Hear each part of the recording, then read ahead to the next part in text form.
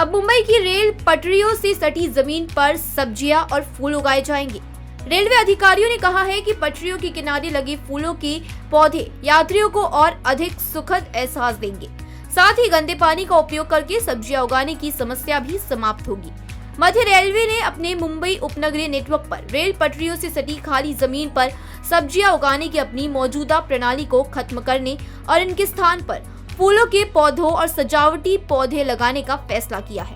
भारत के सबसे भीड़भाड़ वाले शहरी क्षेत्र में मौजूदा इन पटरियों के किनारे सब्जियों की खेती कभी आकर्षण का केंद्र हुआ करती थी, लेकिन इसे आलोचना का भी सामना करना पड़ा जब ये पाया गया कि कई जगहों पर करीब से बहने वाले गंदे पानी से सब्जियों की सिंचाई की जाती है। अधिकारियों ने कहा कि सब्जियों के खेतों को फूलों की क्यारियों से बदलने के कदम से रेलवे मार्ग की सुंदरता बढ़ेगी।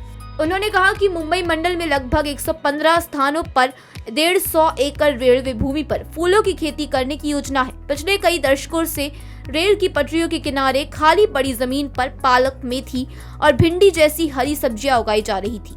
इन खुले स्थानों को अतिक्रमण से बचाने के लिए रेलवे ने अपने कर्मचारियों को ग्रो मोर फूड योजना के तहत वहां पट्टे पर खेती करने की अनुमति दी। हालांकि इस बात पर आपत्ति जताई गई थी कि अक्सर सिंचाई के लिए गंदे पानी का उपयोग किया जाता है। रेलवे अधिकारियों ने कहा कि पटरियों के किनारे लगे फूलों के पौधे यात्रियों को और अच्छा एहसास देंगे। साथ ही गंदे पानी का उपयोग करके सब्जियां उगाने की समस्या खत्म हो जाएगी।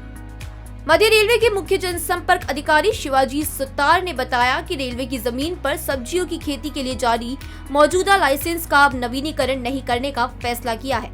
इसके बजाय पट्टे पर ली गई रेलवे भूमि पर फूलों, औषधियों, जड़ी बूटियां और सजावटी पौधों की खेती की अनुमति दी जाएगी और इसके लिए मध्य रेलवे की मुंबई मंडल में लगभग 115 स्थानों पर 150 एकड़ भूमि की पहचान की गई है। Bureau report, metro Mumbai.